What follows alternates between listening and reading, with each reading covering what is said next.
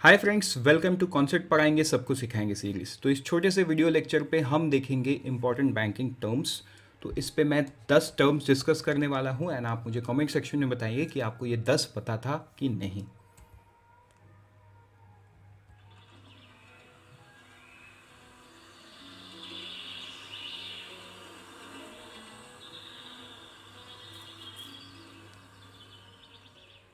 So friends, good morning, welcome to XMB। अगर आपने हमारे चैनल को अभी तक सब्सक्राइब नहीं किया है तो कर लो, because it's very important so that you can get all this videos on time. So सबसे पहले हम शुरू करेंगे, पहला बैंकिंग टर्म वो है बेस रेट। तो देखो, बेस रेट क्या होता है? बेस होता है this is the minimum rate at which a bank can lend to its customer. देखो, बैंक में अलग अलग तरीके का लोन होता है, राइट? लेकिन बैंक का जो कॉस्ट है वो तो कांस्टेंट ही है। मतलब चाहे वो लोन किसी को दे या ना दे, लेकिन लोन तो कॉन्स्ट मतलब कॉस्ट तो कांस्टेंट रहेगा। तो बैंक ने एक बेस रेट डिसाइड किया है, उसके नीचे वो किसी भी कस्टमर को नहीं देगी। फॉर एग्जाम्पल एक्स, ठीक है? तो होम लोन हमेशा कम होता है, तो होम लोन मान के चलो x+3, ठीक है? ये हो गया होम लोन का प्राइसिंग। पर्सनल लोन जो कि ज़्यादा होता है, लेट से वो x+5।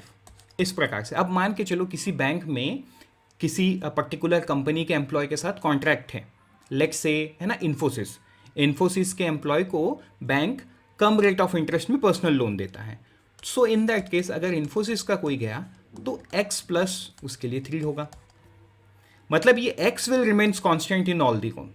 तो उस x को क्या बोलते हैं? Base rate, the minimum rate at which a bank can lend to its customer. I hope ये क्लियर हो गया। बढ़ते हैं आगे हमारे नेक्स्ट रेट की तरफ, मतलब नेक्स्ट टर्म की तरफ, वो है कोलेट्रल। तो कोलेट्रल का मतलब क्या है? कोई भी चीज जो हम बैंक में सिक्योरिटी के तौर पे रखते हैं, right? A collateral can be in the form of land, can be form of gold और एनीथिंग, ठीक है? तो मतलब ये कोलेट्रल एक सिक्योर्ड लोन होता है। मतलब ये क्या होता है, देखो, यूजुअली अगर मान के चलो मैं किसी बैंक में गया लोन लेने, अभी बैंक को लगा कि मैं क्रेडिट वर्दी नहीं हूँ, मुझे लोन वो नहीं देंगे। बट मुझे तो लोन चाहिए, तो मैं कर क्या सकता हूँ? मान के चलो मेरे पास कुछ सोना है, वो मैं बैंक में गिरवी रख दिया। मैं बोला कि ये आप अपने पास रखो, इसके बदौलत मुझे कुछ पैसा दो। तो वो जब पैसा बैंक मुझे देगी, that will act as a collateral. तो ऐसा सिर्फ गोल्ड के केस में नहीं है, ऐसा प्रॉपर्टी के पेपर्स पे भी है, right? This is called collateral. तो अगर फ्यूचर में मैं ये लोन को पे नहीं कर पाया तो बैंक उसको ऑक्शन कर देगी। आई होप ये आपको क्लियर हो गया है। बढ़ते हैं आगे, हमारे टर्म नंबर 3 वो है MICR कोड। देखो, ये 9 डिजिट कोड है, इसका पूरा नाम है मैग्नेटिक इंक कैरेक्टर रिकॉग्निशन। ये किसी भी चेक बुक के, मतलब चेक लीफ के राइट बॉटम पे रहते हैं, ठीक है? मान के चलो एक चेक अगर ऐसे दिखता है तो MICR यहाँ पे रहता है, राइट बॉटम पे। ये 9 डिजिट का होता है। अब सवाल ये है कि ये क्यों रहता है? देखो, MICR एक पेपर में नॉर्मल प्रिंट तो आपका प्रिंटर मेरा प्रिंटर भी कर सकता है, लेकिन हम MICR कोड को प्रिंट नहीं कर सकते, because this is magnetic ink character recognition. उसमें मैग्नेटिक प्रॉपर्टीज है जिसको बैंक का सिस्टम रीड कर सकता है, and through that it can be assessed that the cheque is genuine cheque, it's not forge cheque, ठीक है? आई होप ये क्लियर है आपको। अब टर्म नंबर 4 है नो फ्रिल्स अटैच। इसका मतलब क्या है? इसका मतलब ये है कि ये उस प्रकार के अकाउंट है जिसमें कोई मिनिमम बैलेंस की रिक्वायरमेंट, मतलब बैंक की तरफ से कोई कंडीशन नहीं है, बट बैंक बेनिफिट दे रहा है कि हाँ चलो आप नेट बैंकिंग यूज कर लो, आप ऑनलाइन फंड ट्रांसफर कर लो, आप ₹1 का डेबिट कार्ड भी रख लो, and so on. This is called no frill account. जो प्रधानमंत्री जनधन योजना में खाता खोला गया था ना रूरल इंडिया में, mostly all were no frills account. No, it was no condition were put at that time कि आपको मिनिमम अमाउंट रखना है, ऐसा करना है, वैसा करना है, nothing was put. It was just an account, just an basic account.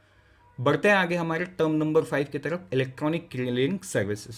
तो देखो, ये आप जो मंथली EMI पे करते हो ना, इजी मंथली इंस्टॉलमेंट, चाहे आपका बाइक का हो, कार का हो, घर का हो, वो एक ECS सिस्टम से जाता है, इलेक्ट्रॉनिक क्लियरिंग सिस्टम। आपको याद होगा, आपने जब लोन लिया था, अपनी छोटा सा एक फॉर्म भरा था, उसके ऊपर लिखा था ECS, इलेक्ट्रॉनिक क्लियरिंग सर्विसेज। आपने साइन करके आपने अपने बैंक में जमा किया था, मतलब जहाँ से आपको EMI कटवाना है। तो ये क्या है? वो एक कंसेंट था, आपने बता दिया कि हाँ मंथली इतना EMI आप काटते जाओ और ये आगे वाले को देते जाओ, और आप ये भी टेन्योर भी इसमें बता दिए थे कितने साल तक या कितने मंथ तक काटना है।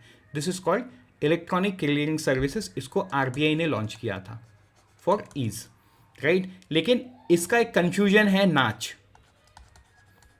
ठीक है, नेशनल ऑटोमेटेड क्लियरिंग हाउस, तो वो अलग है, वो भी सेम तरीके से काम करता है, लेकिन जो ईसीएस है दिस इज बिटवीन बैंक्स, लेकिन जो नाच है दिस इज अक्रॉस प्रोवाइडर, ठीक है। गवर्नमेंट बैंक को पे कर रही है, ठीक है, बैंक गवर्नमेंट को पे कर रहा है, दैट इज नाच, ठीक है। And all this are recurring in nature. I hope आपको ये डिफरेंस भी क्लियर हुआ, ईसीएस भी क्लियर हुआ। बढ़ते हैं आगे हमारे नेक्स्ट टर्म की तरफ, वो है एपीआर, एनुअल परसेंटेज रेट।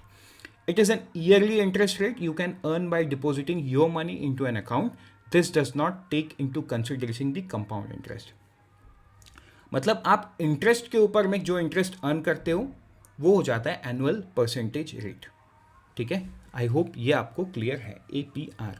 बढ़ते हैं आगे हम, रिटर्न्ड आइटम फी।